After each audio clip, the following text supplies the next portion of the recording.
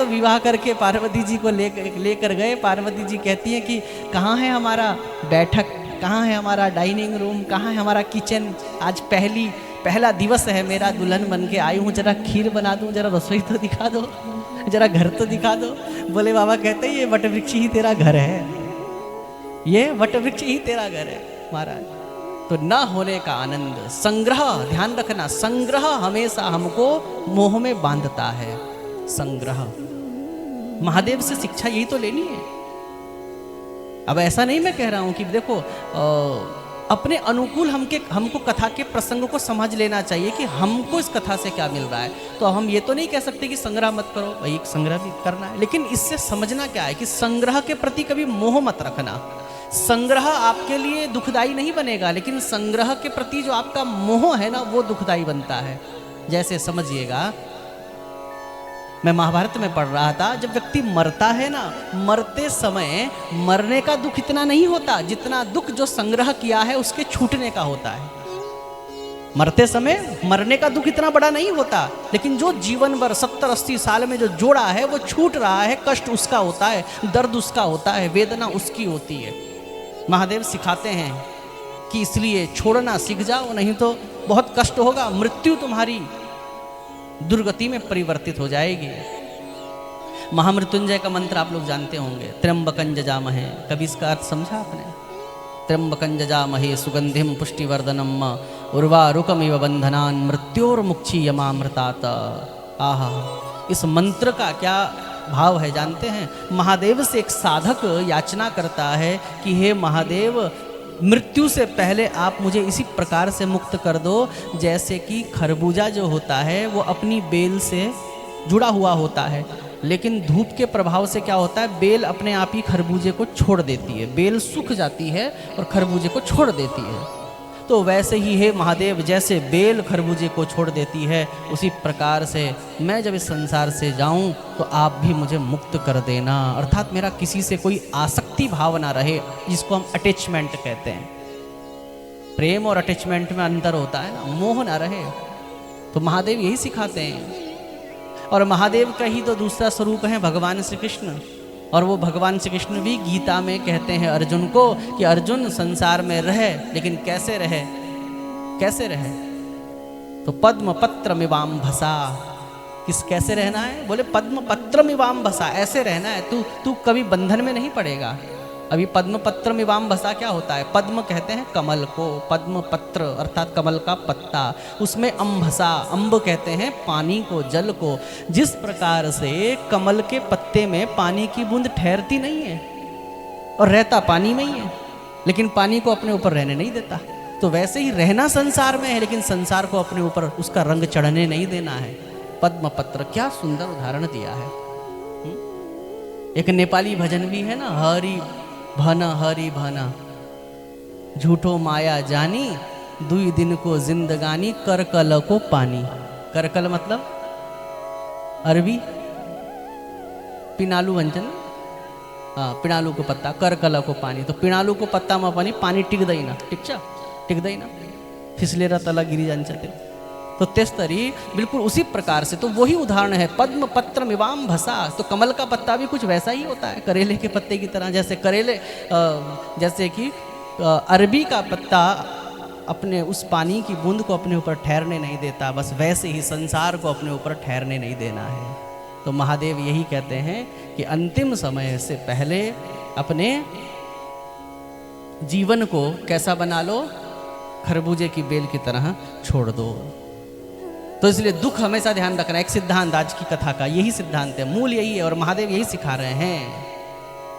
अच्छा एक बात और है, देखो, अच्छा एक बात ये भी समझ लेना कि बिना छोड़े विश्राम मिल नहीं सकता। जब तक हमारे अंदर त्याग नहीं होगा, संग्रह का त्याग नहीं होगा, तब तक विश्राम भी नहीं मिल सकता।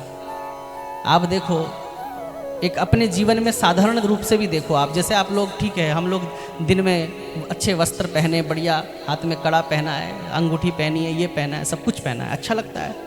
लेकिन क्या रात्रि में इन सब को पहनने के बाद बढ़िया नींद आती है? नहीं आती। रात्रि को नींद कैसे आती है? इसको उठा के हम निकाल देते हैं। आह, क्योंकि अजीब सा लगता है ना, ये सब खोल दो, कुछ ना हो, कोई बंधन ना हो, ये हमारा असली स्वरूप है। जैसे कि हर कोई अपने असली स्वरूप में आता ही है। जैसे पानी का स्वभाव क्या है? शीतलता है, ठंडा है।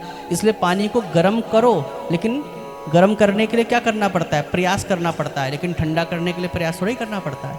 अब वो ज़्यादा ठंडा करने के लिए फ्रीज में रखो, वो अलग बात है, लेकिन एक नॉर्मल टेम्परेचर में रखने के लिए उसको कोई प्रयास नहीं करना पड़ता। अग्नि हटा दो, पानी अपने आप ठंडा हो जाएगा, क्योंकि वो उसका नेचर है, वो उसका स्वभाव है।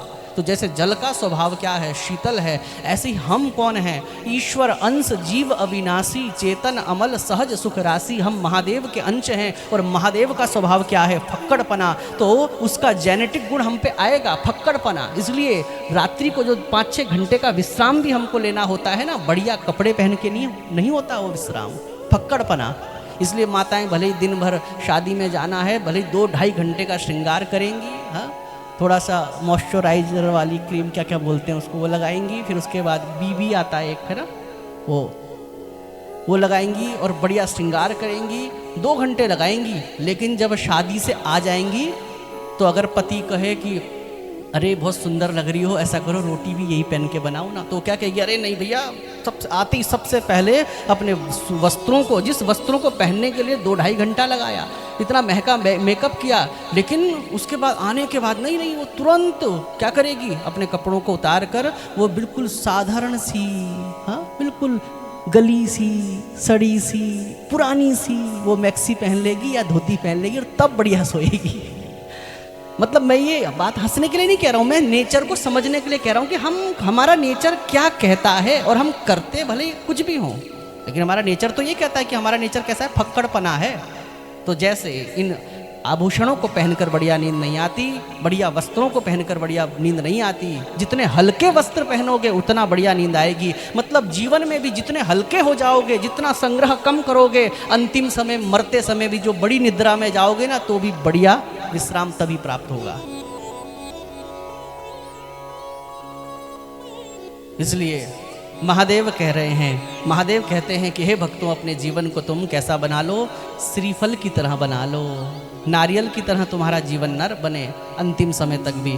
क्योंकि एक होता है कच्चा नारियल, एक होता है पक्का नारियल। कच्चा नारियल जिसमें क्या होता है, जो नवरात्रि में जटा वाला नारियल फोड़ते हैं ना, और एक होता है पक्का नारियल, मतलब श्रीफल जिसे हम बोलते हैं। श्रीफल के अंदर गोला बजता है, अंदर वो गिरी बसता है ना, के वंचन गोला लाई नेपाली में, हाँ, दानो दानो दानो वंचन दाना, हाँ, तो भीतर वो बसता है ना गोल गोल सा। तो दोनों में अंतर है ना। जो कच्चा नारियल होता है, जब हम उसको फोड़ते हैं, जटा निकालते हैं, उसके बाद जब हम उसको फोड़ेंगे तो उसका सफ़ेद सफ़ेद गिरी निकालने के लिए बड़ी मेहनत करनी पड़ती है, प्रयास करना पड़ता है चाकू से निकाल कर। और जो श्रीफल होता है उसको अपना फोड़ा, वो अंदर से गोला पहले ही निकला हुआ होता है।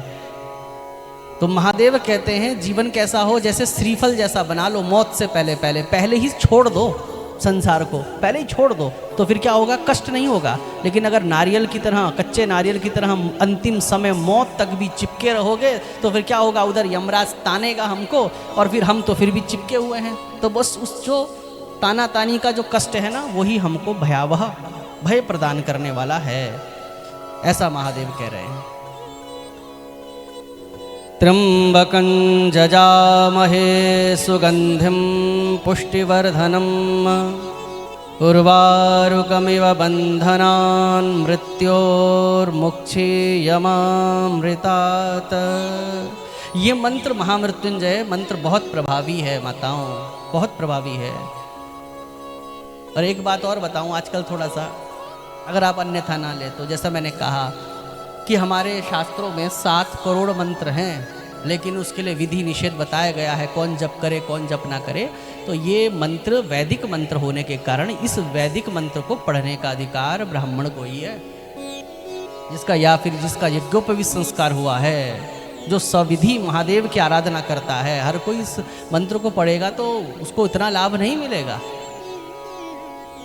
वैदिक मंत्र है, लेकिन इसका प्रभाव मैं आपको बताऊं कि इसका प्रभाव इतना होता है। और आप जानते हैं, जब किसी के काल मृत्यु होती हो या फिर कोई दुर्घटना बार बार होती हो, तो पंडित जी कहते हैं अब तो भाई कोई उपाय नहीं है, अब तो महामृत्युंजय। मतलब जब नवग्रह, जैसे अगर जन्मपत्री में 9 ग्रहों में अगर 1-2 ग्रह खराब हैं तो पंडित जी कहते हैं चलो अमुक ग्रह का जप करवा लो, अमुक ग्रह का करवा लो। लेकिन अगर जन्मपत्री में 9 में से 6-7 ग्रह खराब हो तो फिर पंडित जी को भी कहना पड़ता है कि भैया इसके लिए तो महामृत्युंजय करवा लो। महामृत्युंजय मृत्यु के मुंह से भी खींचकर ये मंत्र लेकर आ जाता है, ऐसा ये मंत्र है।